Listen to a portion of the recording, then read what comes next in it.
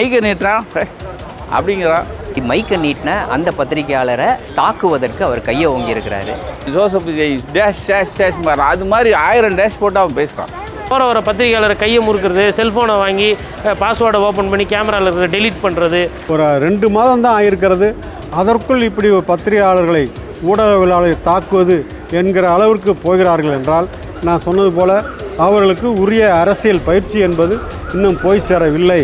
அந்த அம்மா பீரியட்லேயே நான் அந்த அம்மாவை பாராட்டினது இல்லை. அந்த அம்மாவை விட இது மோசம். இப்போ செந்தில் பாலாஜி இந்த மாதிரியா போகிற வரவங்களெல்லாம் கையை போட்டு முறுகிறாரு, இல்லை தலையில் போட்டு கொட்டுறாரு, இல்லை யாரோட செல்ஃபோன் வாங்கி டெலீட் பண்ணியிருந்தாரா? சமாளிக்கல. போகிற வர பத்திரிகையாளரை இழுத்து போட்டு அடிக்கிறதுலாம் ஜனநாயகம்ல தப்பு மேலே தப்பு. இதெல்லாம் அரசு நிகழ்ச்சி நடத்தும் பொழுது பத்திரிகையாளர்கள் உள்ளே வரக்கூடாது, இங்கே அமரக்கூடாது, அங்கே அமரக்கூடாதுன்னு சொல்லுவதற்கு எந்த அதிகாரமும் இன்னைக்கு இருக்கக்கூடிய தாவேக அரசுக்கு கிடையாது. அது எந்த அரசாக இருந்தாலும் அது கிடையாது.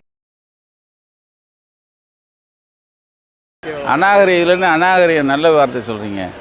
மிக மோசமாக கேவலமாக இதை விட ஒரு பொறுக்கியை விட கேவலமாக அடிச்சிருக்காங்க. இதில் என்ன அநாகரிகமாக அடிக்கிறது? நீங்களே பிரயோகம் பண்ணுறதே இப்படி தப்பாக பிரயோகம் பண்ணுறீங்க. அடிக்கிற தைரியம் வந்திருக்குன்னா உங்களுக்கு மேலே இருக்கிறவன் தான், மேலே இருக்கவன் பார்த்துக்குவான், மேலே இருக்கிறவன் பார்த்துக்குவான். வேறு என்ன பண்ணுறது? அதாவதுங்க, அதான் சொன்னால ஒரு பெண் அமைச்சர் ஒரு 3 நாளைக்கு முன்னாடி ஒரு ஆடியோ வந்திருக்கும்.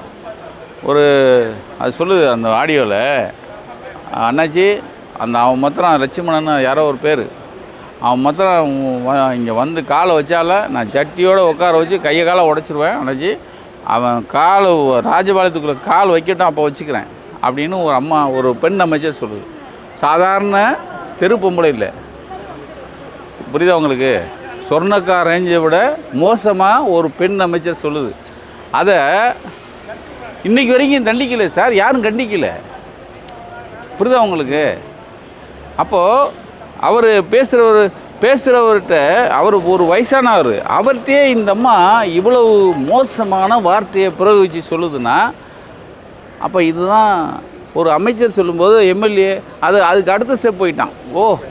அதுவும் எம்எல்ஏ பற்றி தப்பாக செய்தி போட்டதுனால அடிக்கலை, அவனுடைய செயல் அவன் மைக்கை நீட்டுறான் அப்படிங்கிறான். அதை எல்லா டிவியும் போட்டாங்க, வைரல் ஆயிடுச்சு. இந்த வைரலுக்கு நீ கவுண்டர் போடுறாங்கிறான். கவுண்டர் என்ன? அதுக்கும் அந்த பையன் பயந்து கவுண்டர் போட்டிருக்கான். அது சரியாக ரீச் ஆகலைங்கிறதுனால டக்குன்னு உடனே நீ 360 போட்டு எனக்கு டேக் பண்ணுங்கிறான். யார்? அவன் தம்பி போட்டு. இவன் அது வழக்கலைன்னு ஃபோனை வாங்கிட்டு விஜய் டேஷ் போட்டு Joseph Vijay dash dash dash மாதிரி அது மாதிரி 1000 டேஷ் போட்டு அவன் பேசுகிறான். இதை விட கெட்ட வார்த்தை எவனும் பேச முடியாது. அதுக்கு அடுத்தது என்ன சொல்கிறான்? இல்லைண்ணா சரணாஜி அண்ணாச்சி நான் அப்படி பழக்கலைங்கிறான் அந்த பையன். யார்? சிவா. கொஞ்ச நேரம் கழித்து மறுபடியும் இன்னொரு ஆடியோ வருது. டேய் நீ உடனே 10 நிமிஷத்தில் எம்எல்ஏ ஆஃபீஸ் வா. அவன் சொன்னான், அண்ணாச்சி நான் இன்னொரு ஈவெண்ட்டில் இருக்கேன், பேசிகிட்டு இருக்கேன், உனக்கு ஈவெண்ட் பண்ணிடுவேங்கிறான். யார்? அவன் தம்பி.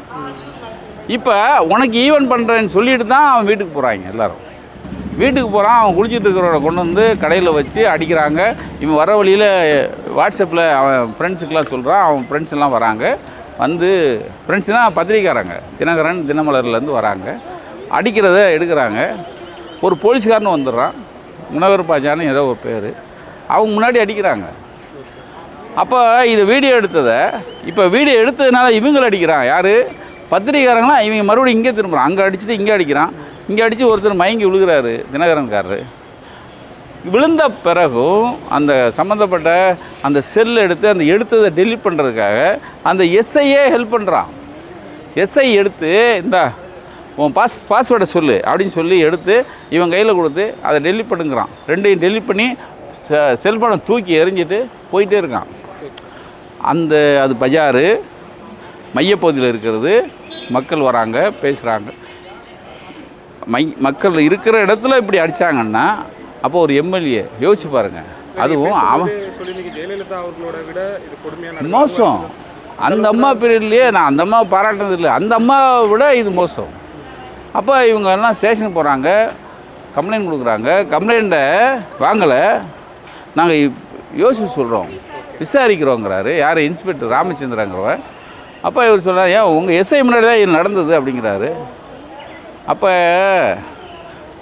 நாங்கள் மேலேருந்து எங்களுக்கு தகவல் வரணும். அப்போ எந்த மேலிடம்? இது வரைக்கும் மேலிடத்துலேருந்து தகவல் வரல. அதுக்கு தான் இந்த போராட்டம். அப்போது பத்திரிகையாளர்களுக்கு பாதுகாப்பு இல்லாத ஒரு ஆட்சி இது. இதோட அப்படியே சரி, நீங்கள் எல்லோரும் பார்க்குற பத்திரிகையாளர் எல்லாருமே அப்பாடா நமக்கு வரல அப்படின்னு போனால் நாளைக்கு அவங்க வீட்டுக்கு வரும். இது வந்து ஒரு தேவையில்லாத ஒரு போராட்டத்துக்கு பத்திரிகையாளர் சங்கத்தை பத்திரிகையாளர் மன்றத்தை தாவேக்கா அரசு தள்ளி இருக்குது. இந்த சம்பவம் நடந்து ஒரு 3 நாள் மேலே ஆகிப்போச்சு. அவங்களே ஒரு வழக்கு பதியப்பட்டு எம்எல்ஏ மீது இது மாதிரி பண்ணிங்களேன்னு சொல்லி வழக்கு பதியப்பட்டிருந்தாங்கன்னா இந்த போராட்டம் தேவையில்லை. இப்போது எம்எல்ஏ அவர்கள் ஒழுக்கமாக நடந்துக்காத முறையினாலையோ அவரோட சகோதரர் அவங்க கட்சிக்காரங்க ஒரு மாண்பில்லாமல் நடந்ததுனால இன்றைக்கி முதலமைச்சர் விஜய்க்கு இது ஒரு கெட்ட பேர். இப்போ விஜய் அவர்களே கைது செய்யுங்க, விஜய் அவர்களே நடவடிக்கை எடுங்கன்றது தேவையில்லை. ஒரு எம்எல்ஏன்றவர் ஃபஸ்ட்டு அவர் சார்ந்த ஒரு கட்சிக்கு நல்ல பேர் கொண்டு வர்றதுக்கும் அவர் ஓட்டு போட்ட மக்களுக்கு நல்லது செய்யணும். அதுதான் எம்எல்ஏவோட வேலை. போகிற வர பத்திரிகையாளரை கையை முறுக்கிறது, செல்ஃபோனை வாங்கி பாஸ்வேர்டை ஓப்பன் பண்ணி கேமராவில் இருக்கிற டெலீட் பண்ணுறது, இதெல்லாம் இது கேட்குறதுக்கே ஏதோ தெலுங்கு படம் பார்க்குற மாதிரி இருக்குது. இதெல்லாம் தமிழ்நாட்டில் நடக்குதுன்னு போது இதெல்லாம் ஒரு மோசமான ஒரு சூழ்நிலை. தயவுசெய்து முதலமைச்சர் இந்த விஷயத்தில் தலையிட்டு காவல்துறை அதிகாரிகளுக்கு உத்தரவிட்டு அவர் மீது வழக்கு பதியப்பட்டு இதில் பாதிக்கப்பட்டு ஆஸ்பத்திரியில் அனுமதிக்கப்பட்டிருக்கிறாங்க பத்திரிகையாளர்கள். இது இப்படியே தொடர்ச்சின்னா நாளைக்கு எம்எல்ஏக்கள் அவங்க இஷ்டத்துக்கு பண்ணாங்கன்னா கண்டிப்பாக தாவேக்கா அரசுக்கு அது கெட்ட பேர். கண்டிப்பாக அது அவங்களோட வாக்கு விகிதாச்சாரம் இந்த மாதிரி விஷயங்களெல்லாம் அது பாதிக்கும். அதனால் இந்த மாதிரி விவகாரங்களை கட்சிக்காரர்களோ சட்டமன்ற உறுப்பினர்களோ போவே கூடாது அப்படின்றத விஜய் சார் உறுதி செய்யணும். இல்லை அது அந்த ஒரு ரீல்ஸ்னால ஒரு ஃப்ரஸ்ட்ரேஷன், அதாவது ஒரு நல்ல ரீல்ஸ் போட்டோன்னு பாவம் வந்திருக்கிறாரு. அவர் எதிர்பார்த்த அளவுக்கு விஜய் சாரோட படம் அந்தளவுக்கு இல்லை. ஸோ அப்போ விஜய் சார்கிட்ட போய் கேட்க முடியாது, ஏன்னா நான் இன்னும் கொஞ்சம் நல்லா நடிச்சிருக்கலாம், இன்னும் அந்த படம் நல்லா இருந்திருக்கலாம்னு அவர்கிட்ட கேட்க முடியாது. அந்த கோவத்தை அவர் இருக்குது. அந்த கோவத்தை போய் இவங்க மைக்கை போட்டு என்ன நினைக்கிறீங்கன்னு அவரால் அந்த ஹேண்டில் பண்ண முடியல. அந்த சூழ்நிலையில் அவர் அது பண்ணுறாரு. அது பிரச்சனை பெருசாகுது, தொலைக்காட்சியிலலாம் வருதுன்னும் போது அதை எப்படி கையாளணும்னு தெரியல. எவ்வளோ பிரச்சனைகள் 2G இருந்திருக்கு, பல ஊழல் வழக்குகள், அதிலெல்லாம் ஒவ்வொரு எம்எல்ஏவும் இப்போ செந்தில் பாலாஜியை விடாமல் தொடர்ந்து பத்திரிகை போய் கேள்வி கேட்டுட்ருக்குறாங்க. இப்போ செந்தில் பாலாஜி இந்த மாதிரியா போகிற வரவங்களெல்லாம் கையை போட்டு முறுகிறாரு, இல்லை தலையில் போட்டு கொட்டுறாரு, இல்லை யாரோட செல்ஃபோன் வாங்கி டெலீட் பண்ணியிருந்தாரா? சமாளிக்கல. அதான் ஒரு அரசியல்வாதிக்கு அழகு. ஒரு அரசியல்வாதின்றவங்க ஒரு பிரச்சனையை சமாளிக்கணும். போகிற வர பத்திரிகையாளரை இழுத்து போட்டு அடிக்கிறதுலாம் ஜனநாயகம் இல்லை. தப்பு மேலே தப்பு. இதெல்லாம் சீக்கிரமாக திருத்திக்கிறது ஆட்சிக்கு ரொம்ப நல்லது. ஒரு 2 மாதம் தான் ஆகியிருக்கிறது. அதற்குள் இப்படி ஒரு பத்திரிகையாளர்களை ஊடகவியலாளர்களை தாக்குவது என்கிற அளவிற்கு போகிறார்கள் என்றால், நான் சொன்னது போல் அவர்களுக்கு உரிய அரசியல் பயிற்சி என்பது இன்னும் போய் சேரவில்லை. பழைய மனநிலையே வைக்கப்பட்டிருக்கிறார்கள் என்பது தெரிய வருது. ஆகவே தான் நான் அப்படி சொன்னேன். அந்த படம் எதிர்பார்த்த அந்த எதிர்பார்ப்பை நிறைவு செய்வதாக இல்லை என்று எல்லா விமர்சனங்களும் வந்துவிட்டு மறுநாளே உடனே அனைத்து முக்கிய ஊடகங்களிலும் அந்த படத்தை பற்றிய விமர்சனங்கள் அது சரியாக வரவில்லை என்பதை, விஜய் ஒருத்தருடைய பெர்ஃபார்மன்ஸ் தவிர மற்ற எல்லா வகையிலும் இந்த படம் ஏமாற்றத்தை தான் தருகிறது என்ற கருத்தை பல ஊடகங்களும் வெளிப்படுத்தி இருக்கிறார்கள். எனவே இவர் நேரடியாக படம் பார்க்க போன போது இவருக்கே ஏன்னா அங்கே இவர் வந்திருக்கிறாரோ வரலையோ அது தெரியாமலே கூட அங்கே மக்கள்லாம் கமெண்ட் அடிச்சிருப்பாங்கள்ல, அது அவர் காதலையும் விழுந்திருக்கும்ல. அப்போ ஒரு விதமான இவருக்கு மனசுக்குள்ளேயும் கோபம், ஏக்கம், ஏமாற்றம் எல்லாம், ஏன்னா அந்த ரசிக மனநிலையில் இருக்கும்போது இதெல்லாம் வரும். அப்படி வருகிற போது ஒருவர் இப்படி கேட்குற போது இயல்பாக ஆத்திரமூட்டப்பட்டவராக அப்படி நடந்திருக்கலாம். உடனே அவர் என்ன செஞ்சுருக்குன்னா, ஒரு பக்குவமுள்ள அரசியல்வாதியாகவும் இருந்திருந்தால், சாரி தம்பி கொஞ்சம் எமோஷனல் ஆகிட்டேன், இப்போ நீங்கள் கேட்ட கேள்விக்கு நான் பதில் சொல்கிறேன்னு சொல்லியிருக்கலாம். அல்லது தம்பி வேண்டாம் இந்த நான் மற்றவங்கள்ட்ட கேளுங்கன்னு சொல்லிட்டு ஒதுங்கியிருக்கலாம். ஆனால் அப்படி செய்யலை. அதுக்கப்புறம் என்னென்ன நடந்துச்சுங்கிறதெல்லாம் நமக்கு தெரியும். நேராக ஸ்டுடியோவுக்குள்ளே போய் அடிச்சிருக்கிறாங்க. அதுக்கப்புறம் அதை செய்தியாக்க வந்த 2 பத்திரிகையாளர்களுடைய கேமராக்களை பறித்து உள்ளே பதிவாயிருந்ததெல்லாம் அழித்து விட்டு கேமராக்களையும் பால் அடித்திருக்கிறார்கள், வீசி எறிந்து என்றெல்லாம் வருகிறது. தாக்கி இருக்கிறார்கள் என்றெல்லாம் வருகிறது.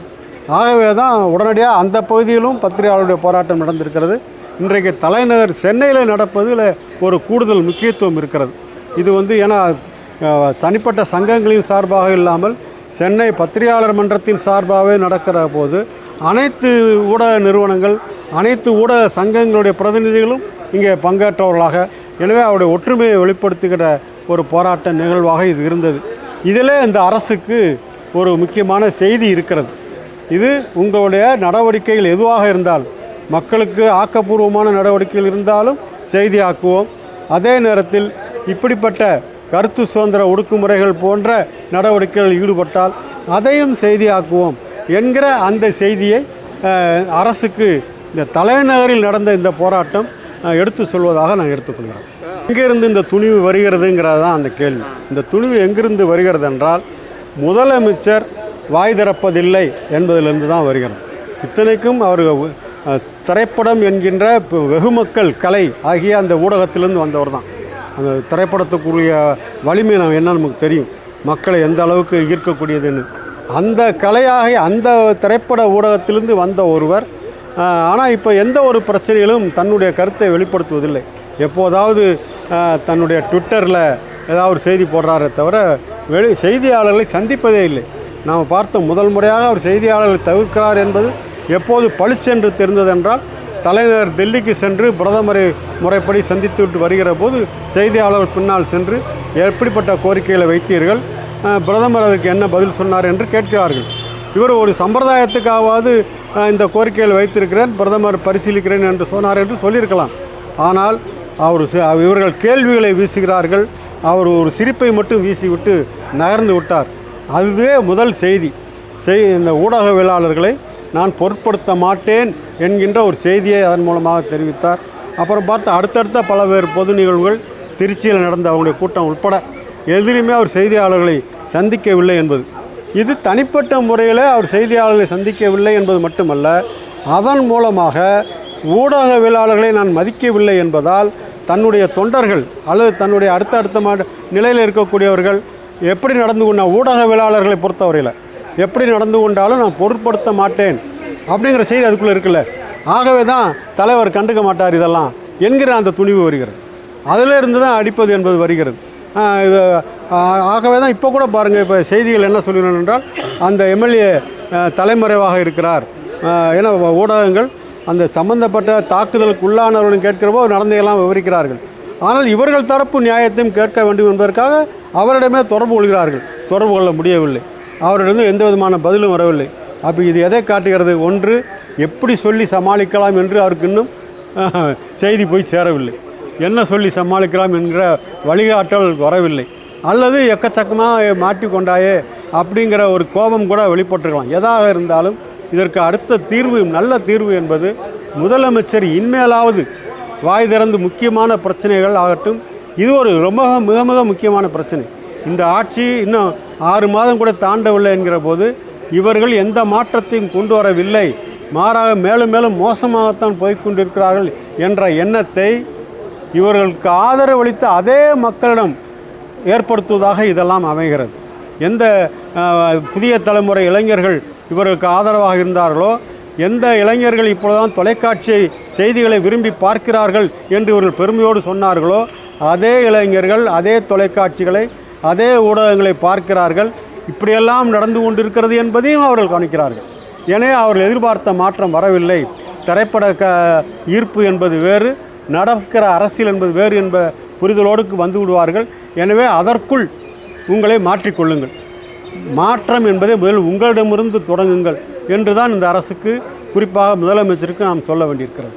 சோளிங்கர் தொகுதியை சேர்ந்த சட்டமன்ற உறுப்பினர் கபில் அவர்கள் பத்திரிகையாளர்கள் மீது நடத்தியிருக்கக்கூடிய இந்த தாக்குதலை கண்டித்து சென்னை பத்திரிகையாளர் மன்றம் சார்பாக இன்றைக்கி அனைத்து பத்திரிகையாளர்களையும் ஒருங்கிணைத்து ஒரு ஆர்ப்பாட்டம் நடத்தப்பட்டது. இந்த ஆர்ப்பாட்டத்தினுடைய நோக்கம் என்பது பத்திரிகையாளர்கள் மீது தாக்குதல் நடத்திய சோளிங்கர் தொகுதி சட்டமன்ற உறுப்பினர் கபில் மீது நடவடிக்கை எடுக்க வேண்டும். கபில் மட்டும் கிடையாமல் அவருடைய சகோதரரும் அவரோடு சேர்ந்த குண்டர் படையினரும் இந்த தாக்குதலை நடத்தியிருக்கிறாங்க. இந்த தாக்குதலினுடைய பின்னணியை பார்க்க போனோம் அப்படின்னா, சமீபத்தில் வெளியான ஜனநாயகன் திரைப்படம், அதை பார்த்துட்டு சட்டமன்ற உறுப்பினர் சோளிங்கர் சட்டமன்ற உறுப்பினர் கபில் வெளியில் வராரு. அப்போது ஒரு சினிமா செய்தியாளர் அவர்கிட்ட மைக்கை நீட்டி படம் எப்படி இருக்குது அப்படின்றத கேட்டிருக்கிறாரு. ஒருவேளை பேசுகிறதுக்கு விருப்பம் இல்லை அப்படின்னா கபில் அவர்கள் நான் பேச விரும்பலை அப்படின்னு சொல்லிட்டு நகர்ந்து போயிருக்கலாம். ஆனால் அப்படி சொல்லாமல் அப்படி மைக்கை நீட்டின அந்த பத்திரிகையாளரை தாக்குவதற்கு அவர் கையை ஓங்கியிருக்கிறாரு.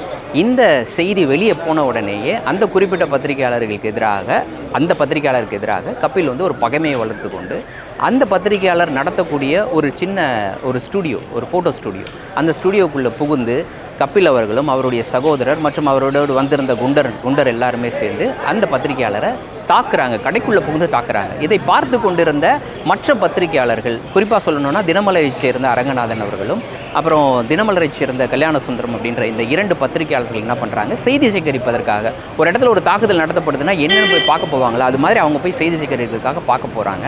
அப்படியாக பார்க்க போனவர்களையும் இவங்க தாக்குறாங்க. அதுக்கு பிறகு அப்போது கிட்டத்தட்ட 3 பத்திரிகையாளர்களை அவங்க வந்து தாக்கியிருக்காங்க. இந்த தாக்குதல் நடந்து கொண்டிருக்கும் பொழுது பக்கத்தில் இருந்த பொதுமக்கள் தான் உள்ளே புகுந்து அந்த பத்திரிகையாளர்களை பாதுகாத்திருக்கிறாங்க. அதற்கு பிறகு தான் அந்த எம்எல்ஏ அங்கேருந்து கிளம்பி போயிருக்கிறாரு. அவரோடு சேர்ந்து வந்தவர்களும் கிளம்பி போயிருக்காங்க. இது தொடர்பாக ராணிப்பேட்டை மாவட்டத்தைச் சேர்ந்த பத்திரிகையாளர்கள் அன்றைய தினமே போராட்டம் நடத்தி அன்றைய தினமே காவல்துறையினரை அணுகி புகார் மனு அளிச்சிருக்கிறாங்க. அந்த புகார் மனு மீது இதுவரை எந்த நடவடிக்கையும் இல்லை, ஒரு விசாரணை கூட நடைபெறலைன்னு வச்சுக்கோங்களேன். ஆகவே அந்த அதிகாரத்தில் இருக்கிறன்ற திமிரில் அந்த சட்டமன்ற உறுப்பினர் இவ்வாறு நடந்திருக்கிறார் அப்படின்னா அந்த சட்டமன்ற உறுப்பினர் செய்த அந்த காரியத்திற்காக நீதியின் முன் நியாயத்தின் முன் அவர் நிறுத்தப்படும் வரை பத்திரிகையாளர்கள் அனைவரும் ஒருங்கிணைந்து அந்த பாதிக்கப்பட்ட பத்திரிகையாளர்களுக்கு ஆதரவாக குரல் கொடுப்போம். சென்னை பத்திரிகையாளர் மன்றம் அதற்கு உறுதுணையாக இருக்கும் அப்படின்றத தெரிவிச்சுக்கிறோம். இது ஒரு மிக முக்கியமான ஒரு விஷயம். இது ஒரு ஆணவ போக்கு அப்படின்னு கூட சொல்லலாம். என்ன அப்படின்னா, இப்போது எங்களுக்கு வந்து இந்த மெயின் ஸ்ட்ரீம் பத்திரிகைகள்லாம் தேவை கிடையாது அப்படின்ற ஒரு மனப்பான்மைக்கு இந்த தாவேக அரசு வந்து சேர்ந்துருச்சோ அப்படின்ற ஒரு டவுட் இருக்குது. ஏன்னா பெரிய பெரிய நிகழ்ச்சிகள் நடத்தும் பொழுது, அதாவது அது அரசு சார்பான நிகழ்ச்சிகள் நடத்தும் பொழுது அவங்க ஏதோ கட்சி நிகழ்ச்சி நடத்துகிற மாதிரி அவங்களே நினச்சிக்கிறாங்க. நீங்கள் கட்சி நிகழ்ச்சி நடத்தும் பொழுது வேணால் முடிவெடுத்துக்கோங்க.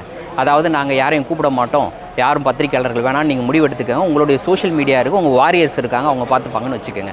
அரசு நிகழ்ச்சி நடத்தும் பொழுது பத்திரிகையாளர்கள் உள்ளே வரக்கூடாது, இங்கே அமரக்கூடாது, அங்கே அமரக்கூடாதுன்னு சொல்லுவதற்கு எந்த அதிகாரமும் இன்றைக்கி இருக்கக்கூடிய தாவேக அரசுக்கு கிடையாது. அது எந்த அரசாக இருந்தாலும் அது கிடையாது. நீங்கள் அரசினுடைய பிரதிநிதியாக அந்த நிகழ்ச்சி நடத்துகிறீங்க, நீங்கள் முதலமைச்சராக அந்த நிகழ்ச்சி நடத்துகிறீங்க, ஒரு அமைச்சராக போய் கலந்துக்கிறார் அந்த நிகழ்ச்சியில். அப்போ அந்த நிகழ்ச்சியில் பத்திரிகையாளர் வரக்கூடாது, எங்களுக்கு வேணாம் அப்படின்னு சொல்கிற அந்த போக்கு அப்படின்றது ஆணவத்தினுடைய உச்சம். இந்த அரசமைப்பை பற்றி புரிதல் இல்லாதவர்கள் செய்யக்கூடிய ஒரு விஷயம். ஆகவே இது மாதிரியான விஷயங்கள் நடந்துக்கிட்டு இருக்குது. அக்கௌண்டபிலிட்டி அப்படின்றது ஒன்று கிடையவே கிடையாது. கடந்த கால ஆட்சிகளே இந்த மாதிரி நடந்திருக்கு. அதிகாரத்தில் இருக்கிறவர்கள் பத்திரிகையாளர்கள் மீது தாக்குதல் நடத்தியிருக்கிறாங்க, அவர்கள் மீது வழக்கு போடுறாங்க, என்னென்னவோ நடந்திருக்கு. பட் அதற்கெல்லாம் ஒரு அக்கௌண்டபிலிட்டின்னு ஒன்று இருக்கும். அதாவது பத்திரிகையாளர்கள் இப்படி ஒட்டு மொத்தமாக ஒரு குரல் எழுப்பும் பொழுதும் இல்லைன்னா நியாயம் கேட்கும் போதும் ஒரு பதில் வரும் எதிர்த்தரப்புல இருந்து, ஏதாவது ஒரு பதில் வரும், ஒரு சமாதானமாக இருக்கும் அந்த குரல். இல்லாட்டினா இல்லை நீங்கள் தப்பு செஞ்சிட்டீங்கன்னு சொல்லுவாங்க, ஏதோ ஒன்று நடக்கும், இல்லாட்டினா நடவடிக்கை எடுப்பாங்க. இதெல்லாம் கடந்த காலங்கள் நடந்திருக்கு. ஆனால் எதிர்த்தரப்புலேருந்து யாருமே பேச மாட்டுறாங்க. அப்படின்னா அக்கௌண்டபிலிட்டியே கிடையாது. அப்படின்ற போது இன்றைக்கி அந்த எம்எல்ஏவுக்கு என்ன மாதிரியான ஒரு தைரியம் வந்திருக்கும்? நான் பத்திரிகையாளர் தாக்கிட்டேன், எல்லாரும் பேசுகிறாங்க, பட் என் கட்சியை சேர்ந்து யாரும் பதில் சொல்லலை, என் முதலமைச்சர் எனக்கு எதிராக பேசலை, என்னுடைய அமைச்சர் எனக்கு எதிராக பேசலை, என் கட்சி எனக்கு எதிராக பேசலை அப்படின்னா ஊக்கப்படுத்துறது தானே. நாளைக்கு அவர் எங்கே போனாலும் சாதாரண பொதுமக்களையும் அப்படி தானே நடத்துவார், அடிப்பார், எல்லாம் வேணால் செய்வார். அப்போது இந்த அக்கௌண்டபிலிட்டியே இந்த அரசுக்கிடம் இல்லை. பொறுப்பேற்பு அப்படின்றது ஒன்று இல்லவே இல்லை. அப்படின்றது அது அராஜகத்துக்கு வழிவகுக்கும், அராஜகத்தை நோக்கி இந்த சமூகத்தை தள்ளும். அதுதான் மிகப்பெரிய வருத்தமாக இருக்கிறது. ஆகவே அதை நாங்கள் விடமாட்டோம். நிச்சயமாக இதை பொறுப்பேற்க வைப்போம். இதன் மூலம் எதிர்காலத்தில் யாரும் தப்பிக்க முடியாது அப்படின்றத ஒரு முன்னுதாரணமாக இந்த விஷயத்தை எடுத்து செல்வோம்.